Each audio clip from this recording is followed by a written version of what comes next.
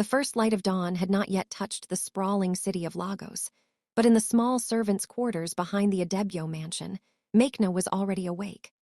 Her bones, 60 years old and weathered by 3 decades of relentless work, protested as she swung her legs off the narrow cot. The familiar chorus of aches and pains was her true alarm clock, more reliable than any rooster or smartphone. She lit the small kerosene stove with hands that were gnarled and twisted like ancient tree roots, hands that told the story of 30 years of scrubbing, washing, cooking, and serving. The blue flame hissed to life, casting dancing shadows on the concrete walls of her tiny room. This space, no larger than a wealthy family's walk-in closet, had been her home for longer than anywhere else in her life. It held the scent of her existence, the sharp tang of cleaning soap, the earthy aroma of beans soaking for the day's meals, and the faint, sweet fragrance of the frangipani flower she always kept by the small picture of her mother, long departed from this world. In the main house, all was silent and dark. The imposing 2-story mansion, with its white walls and terracotta roof tiles, stood as a symbol of the Adebyo family's wealth and status. But Maikna knew this house better than anyone living in it. She knew which floorboard creaked outside Mrs. Adebyo's bedroom, exactly how to jiggle the handle of the back door to make it open smoothly, and the precise spot in the dining room where the morning sun would first appear, painting the African mahogany table with golden light. A sudden wave of sadness, sharp and unexpected, brought tears to her eyes. Today was the final funeral rite, the 8th-day ceremony after death. 4 weeks since Mr. Adebyo, the kind, generous man she had served for most of her life, had taken his last breath. The mansion had lost its soul, and Maikna had lost her only true protector in this world. She remembered the day she arrived, a scrawny, terrified 14-year-old girl from a village in IMO state where poverty was as common as the red earth. Her father, with tears streaming down his face, had pushed her forward, pleading with Mr. Adebyo for employment. She had been shaking, expecting a stern, harsh master like the stories she'd heard from other village girls who worked in the city. Instead, Mr. Adebyo had looked at her with warm, intelligent eyes that seemed to see straight into her frightened soul. "What is your name, child?" he had asked, his voice surprisingly gentle. Maikna," she had stammered, staring at her bare feet. A soft smile had touched his lips. "Maikna, that was my mother's name. She was the strongest woman I ever knew." He had paused, studying her. "I had a little daughter once. She would have been about your age now. She is no longer with us. Perhaps you can be my Maikna now." That memory, even after 30 years, could still bring fresh tears to her eyes. He had never treated her as just a servant. He had ensured she attended evening classes to get her basic education. He had scolded her when she fell sick and didn't rest. And on every birthday, he secretly slipped her a new piece of traditional fabric, telling her not to tell the madam. He had been her father, her protector, her only family in this vast, intimidating city. Now he was gone, and the atmosphere in the mansion had shifted palpably. The silence that morning felt heavy, ominous, like the calm before the harmattan winds swept in from the desert. "Makna, this tea is cold." The sharp voice, laced with irritation and entitlement, sliced through the morning's tranquility. It was Adebyo, the eldest son. Maikna's heart skipped a beat. Lately, his voice had taken on a new, permanent edge, a tone of impending ownership that grated on her nerves. She quickly poured the steaming tea into a fine china cup, the one with the gold trim that Mr. Adebyo had always preferred, and hurried out of the kitchen, her rubber slippers making soft, slapping sounds against the polished terrazzo floor. The living room was a testament to the Adebyo family's wealth and status. A large, ornate crystal chandelier imported from Italy hung from the high ceiling. Plush velvet sofas in rich African prints were arranged in a perfect U-shape, and a giant flat-screen television dominated one wall. The air smelled of expensive air freshener and the faint scent of Mrs. Adebyo's French perfume. Mrs. Adebyo, a woman who fought a daily, expensive battle with age and gravity, sat perfectly poised on the center sofa, inspecting her freshly manicured nails. She was dressed in an elegant black George wrapper and blouse, the traditional mourning color, but her jewelry, heavy gold necklaces, and diamond earrings that glittered in the morning light spoke of a different priority. Adebio, in a crisp designer agbada, was packing near the floor-to-ceiling windows, talking loudly into his iPhone about portfolio diversification and liquid assets. The younger son, Chijioke, a quieter, more sensitive young man, was slumped in an armchair, scrolling absently through his phone, his face pale and drawn. "Here, Ogre Adebio," Maikna said softly, placing the teacup on a coaster on the side table next to him. Adebio glanced at the cup, then back at his phone, not missing a beat in his conversation. He picked it up, took a sip, and his face contorted in disgust. "Ugh, it's like you've poured sugar syrup. How many times do I have to tell you I don't take sugar in my tea? Are you going senile, Maikna? Make another one. And this time, pay attention." Maikna didn't reply. She simply bowed her head slightly, picked up the offending cup, and turned to leave. The insult stung, but she was growing used to it now. Since his father's death, Adebio had become the self-appointed head of the household, and his favorite pastime seemed to be finding faults with her work. "Maikna," Mrs. Adebio's voice, cold and clipped, stopped her before she could reach the door. "Make sure you clean my room thoroughly today. My gold jewelry set, the one with the coral beads my mother gave me, is missing. I think you might have picked it up and kept it somewhere for safekeeping. Find it." The unspoken accusation hung in the air like a poisonous cloud. You, the househelp, the thief. Maikna felt a hot flush of shame and anger creep up her neck. She had never, in 30 years, taken so much as a single grain of rice that didn't belong to her. Mr. Adebio had trusted her with the keys to everything, even his private safe where he kept important documents and family heirlooms. "Yes, madam," she whispered, her voice tight. "I will look for it." She escaped to the kitchen, her sanctuary. Leaning against the cold granite countertop, she took a deep, shuddering breath. The kitchen was her kingdom. She knew every spice, every pot, every dent on the old pressure cooker. It was the only place where she still felt a semblance of control, of belonging. She could hear the muffled conversation from the living room. "A burden now, Mother," Adebio was saying, his voice slightly lowered but still audible through the thick walls. "We don't need a full-time live-in servant anymore. We can manage with a part-time girl who comes in a few times a week.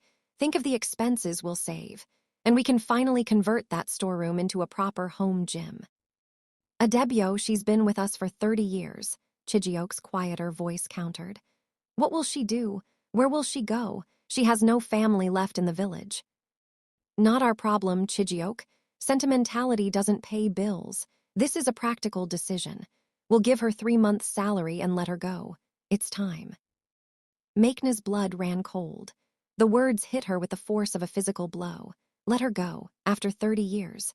She felt the floor tilt beneath her. This house was her life. The Adebios were the only family she knew. Where would she go? Back to the village that was no longer home? To a cousin who saw her as a stranger? She was 60 years old.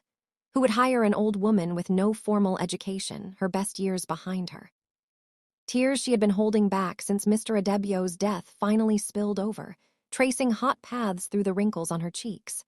She cried silently, her shoulders shaking, the sounds muffled by the steady hum of the industrial-sized refrigerator. She cried for her lost protector, for her own bleak future, for the sheer cruelty of being discarded like a used kitchen utensil.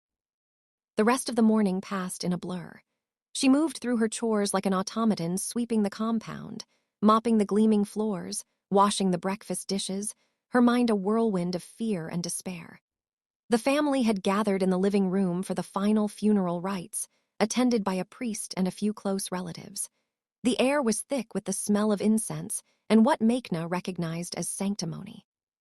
She stayed in the background, serving small chops and soft drinks to the guests, invisible as always. She watched Mrs. Adebio perform the rituals, her face a mask of appropriate grief. She saw Adebio, already acting the part of the family patriarch, greeting guests with a firm handshake and practiced solemnity.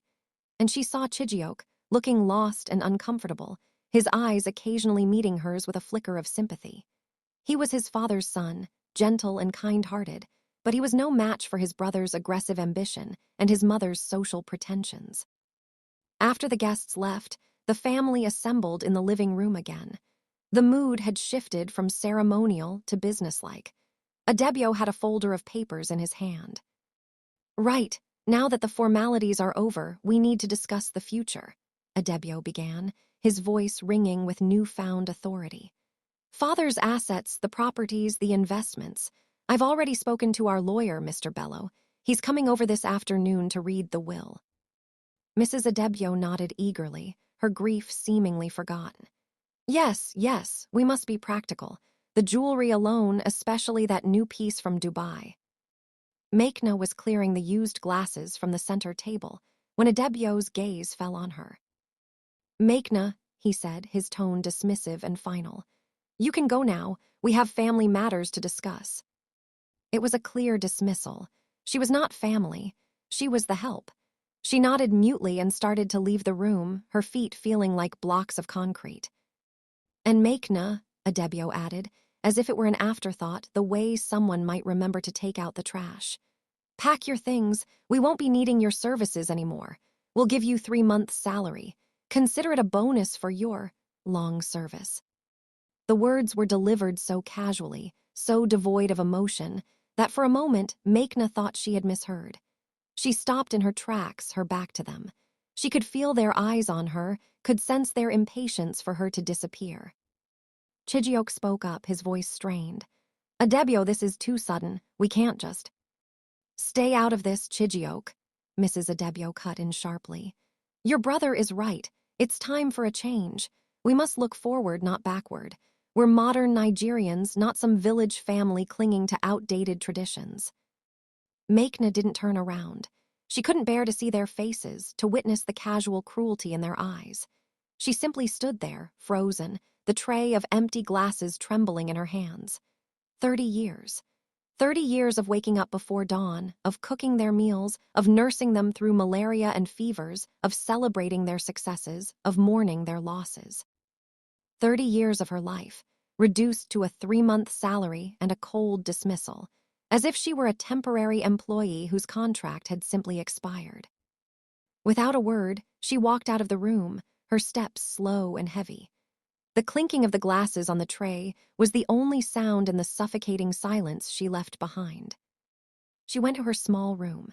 The task of packing was almost absurd in its simplicity. Everything she owned could fit into one large metal trunk and a frayed travel bag.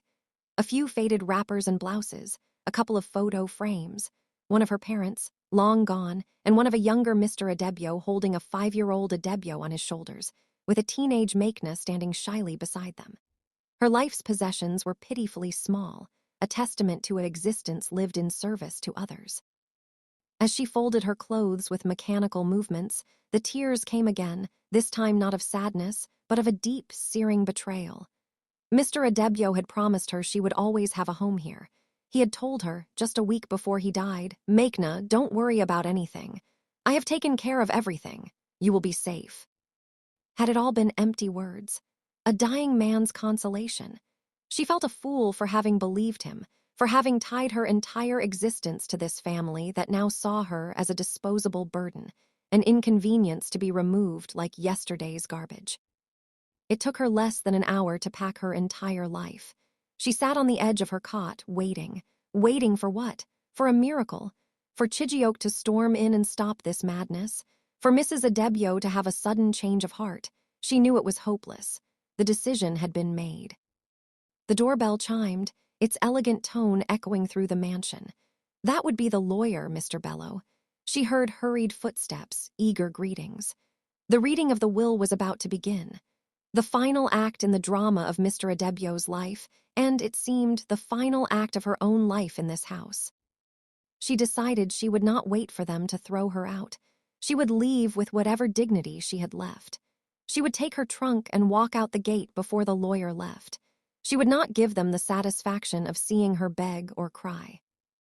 Taking a deep breath, she stood up, her spine straightening with a resolve she didn't know she still possessed. She picked up her heavy trunk. It was time to go. But as her hand touched the cool metal of the doorknob, she heard a voice call out from the living room. Maikna, come here for a moment. It was Mrs. Adebio's voice. Why did they want her now? To hand her the money in front of the lawyer, to show how generous they were, to make her humiliation complete. For a moment, she considered ignoring the call, walking out, and never looking back.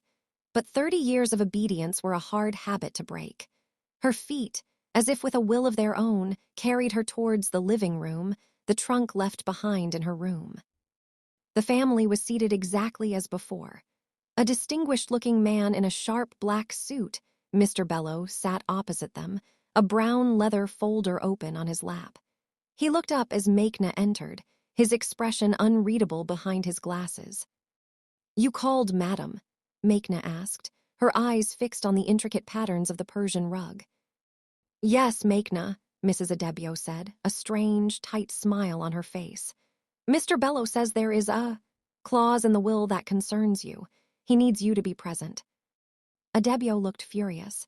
This is ridiculous. What could possibly concern her? Mr. Bello cleared his throat, adjusting his glasses. "The will is very specific, Mr. Adebio. Please, let us proceed." He picked up a sheaf of papers. "I, Adebio Adwale, being of sound mind, do hereby declare this to be my last will and testament." The room was silent as the lawyer read through the formalities. Small bequests to distant relatives in the village, donations to a couple of charities in Lagos. Then he came to the core of the document. "To my wife, Funk Adebio, I bequeath our primary residence, this mansion in Ikoyi, along with all its contents, and a sum of 50 million naira from my fixed deposits." Mrs. Adebio let out a small, satisfied sigh, her shoulders relaxing slightly. "To my son, Adebio Jr., I bequeath my entire stake in Adebio Enterprises, along with the office property on Victoria Island, and a sum of 75 million naira." A smug smile spread across Adebio's face. He had gotten the business, the crown jewel of his father's empire. "To my son, Chijioke Adebio, I bequeath the beach house in Ep, and a sum of 100 million naira, hoping he will use it to pursue his passion for African art history." Chijioke looked down, his shoulders slumping slightly. He had been sidelined, given money but not the family business or the main house. Adebio leaned forward. "Is that all? Can we wrap this up now?" Mr. Bello held up a hand. "There is one more beneficiary." He paused, looking directly at Maid, who was still standing near the doorway, confused and fearful. The lawyer's voice was clear and deliberate as he read the next line. "And finally, to Maid Akoro, who has been not a servant, but a daughter to me in every way that matters, who cared for me selflessly in my final years when I was battling illness, and whose loyalty and love have been the greatest gift of my later life." He paused again, letting the words sink in. The Adebio family stared, their faces a mixture of shock and dawning horror. "I bequeath my entire, so-loaned commercial property, Adebio Heights, the 8-story office and apartment building in the heart of Lagos Island, along with all its current and future rental income, in perpetuity." The silence in the room was absolute, broken only by the faint ticking of the antique grandfather clock in the corner. It was as if time had stopped. Maid felt the air leave her lungs. She couldn't have heard right. The building, the one that generated millions of naira every month, the family's most valuable asset, the one Adebio had been coveting for years. Adebio was the first to break. He shot to his feet, his face turning a frightening shade of purple. "What? This is absurd. That's our property. She must have manipulated him. He was sick. He wasn't in his right mind." Mrs. Adebio looked like she had been slapped. This cannot be legal. A househelp. He left a multi-billion naira property to a househelp." Mr. Bello remained calm, a rock in the storm of their outrage. "The will has been verified and witnessed by 2 reputable doctors who confirmed Mr. Adebio was of perfectly sound mind when he signed it. It is entirely legal and binding." He turned his gaze to Maid, who was standing frozen, one hand pressed against the wall for support. Her mind was reeling. The building. Mr. Adebio had given her the building. This was what he had meant by "I have taken care of everything." A strange sensation began to spread through her, a warmth that started in her heart and flowed outwards, melting the ice of fear and despair that had encased her just moments before. It wasn't joy at the wealth, not exactly. It was the overwhelming, profound realization that he had known. He had known exactly what would happen after he was gone. He had known his family would discard her, and he had, from beyond the grave, kept his promise. He had made her safe. For the first time in 30 years, Maikna slowly lifted her head and looked directly at the Adebio family. She saw the shock, the greed, the fury in their eyes. And in that moment, something inside her, something that had been cowering and subservient for 3 decades, finally stood up. A small, almost imperceptible smile touched her lips. The game had just begun. The courtroom in the Lagos High Court felt both immense and intimate, a cavernous space where Maikna's entire future would be decided. She sat beside Mr. Bello, her hands folded neatly on the wooden bench, her back straight in the new, simple but dignified navy blue wrapper and blouse she had bought for this day. Across the aisle, the Adebio family formed a stark contrast. Adebio in an aggressively expensive Italian suit, Mrs. Adebio dripping in gold that glittered under the fluorescent lights, and Chijioke looking uncomfortable in a stiff traditional outfit. For 6 months they had fought her. There had been more legal notices, more threats, more attempts to intimidate her into giving up her claim. But Maikna had stood firm, her resolve hardening with each attack. She had spent her days studying the property files, her evenings learning from Mr. Bello, and her nights remembering Mr. Adebio's belief in her. The court is now in session. All rise. The judge entered, his black robes flowing, his face unreadable. He was an older man with kind eyes but a firm mouth, and Maikna felt a strange sense of calm looking at him. The Adebio family's lawyer, a young, aggressive man named Mr. Akoro, launched into his argument with theatrical flair. "Your Honor, we are here today because of a grave injustice. A sick, elderly man was manipulated in his final days by a cunning, opportunistic househelp who saw her chance to steal from the family that had fed and housed her for 30 years. Maikna flinched but kept her composure. Mr. Bello placed a reassuring hand on hers.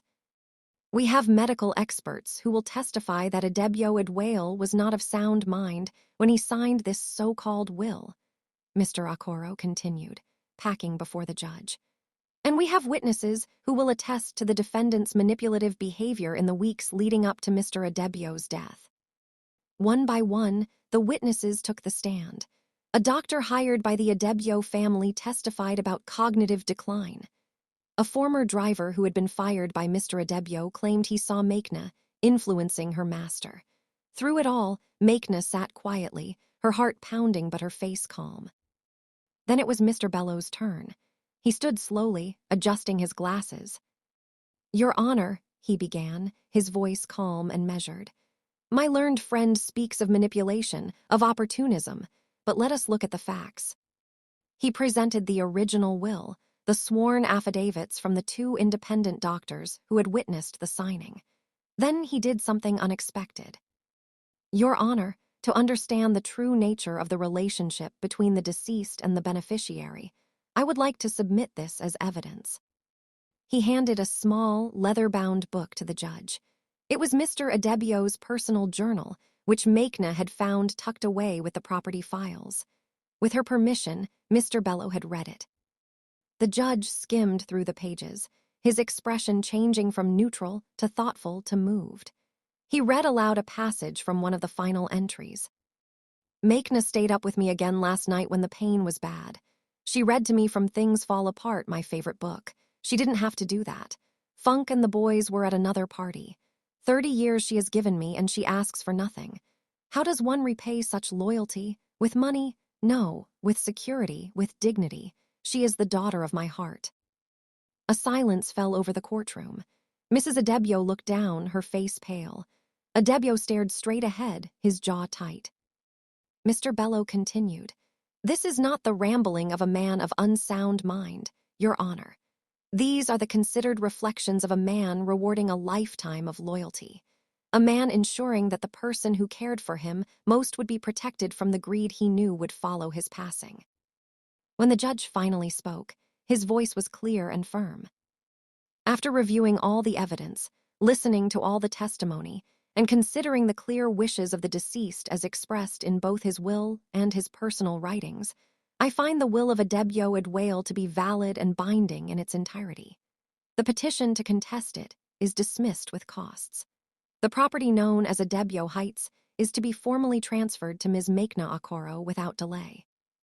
The gavel fell. It was over. Outside the courtroom, the Adebyo family looked broken. Adebyo stormed off without a word. Mrs. Adebyo followed, her head bowed. Only Chijioke approached Maikna. "I'm sorry, Maikna," he said quietly. "For everything, my father. He would be proud of how you've handled this." Maikna nodded, her eyes filling with tears. "Thank you, Chijioke. Your father was a good man." "He saw the good in you," Chijioke said before turning and walking away. That evening, Maikna returned to the Adebyo mansion for the last time. She had already found a comfortable apartment in Adebyo Heights, and her few belongings were packed. But there was one thing she needed to do first. She asked to speak with Mrs. Adebyo in the living room. The older woman sat stiffly on the sofa, unable to meet Maikna's eyes. "I am leaving today," Maikna said calmly. "I have taken only what is mine." Mrs. Adebyo said nothing. "But before I go," Maikna continued, "I want you to know something. I did not steal anything from you. Your husband gave me what he believed I had earned, not just with my service but with my love, something you all stopped giving him a long time ago." Mrs. Adebyo looked up, anger flashing in her eyes, but Maikna raised a hand.